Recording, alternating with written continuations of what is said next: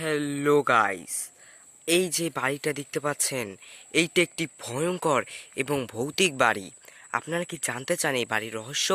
যদি এই বাড়িটির রহস্য জানতে চান তাহলে ভিডিওটি শেষ পর্যন্ত দেখবেন। তো মানুষ বলে এই বাড়িটি আনুমানিক 10 বছর কি 20 বছর আগে যখন এই বাড়িটা পরিত্যক্ত, মানে এই বাড়িটায় আগুন লেগেছিল। দেখতে পাচ্ছেন বাড়িটি কতটা ভয়ঙ্কর। এই বাড়িতে আশেপাশ দিয়ে রাত্র বা সন্ধ্যার সময় কেউ হেঁটে যায় না।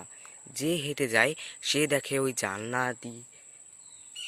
তো শুধু দেখুন এই ভৌতিক বাড়িটা কতটা ভয়ঙ্কর।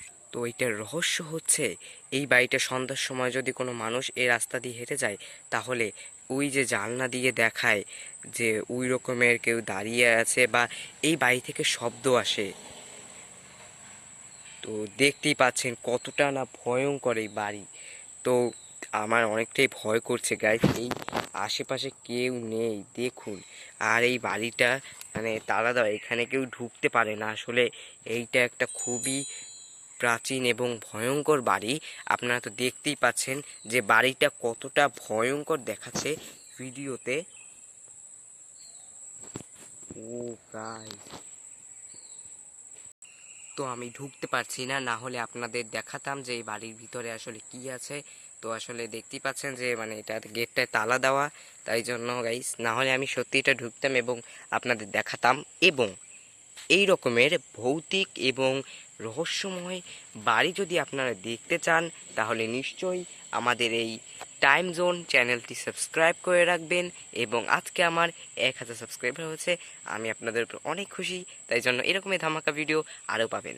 তো আপনাদের একটা ভয়ঙ্কর কথা বলি, এই যে রাস্তাটা দেখতে পাচ্ছেন, এই রাস্তা দিয়ে আনুমানিক 10 বছর আগে মানে এই বাড়িতে বলা হয় একজন মানুষ যে আত্মহত্যা করেছিলেন, মানে গলায় দড়ি দিয়ে মারা গিয়েছিলেন। আসলে জানি না, এটা খুবই ভয়ঙ্কর একটা বাড়ি।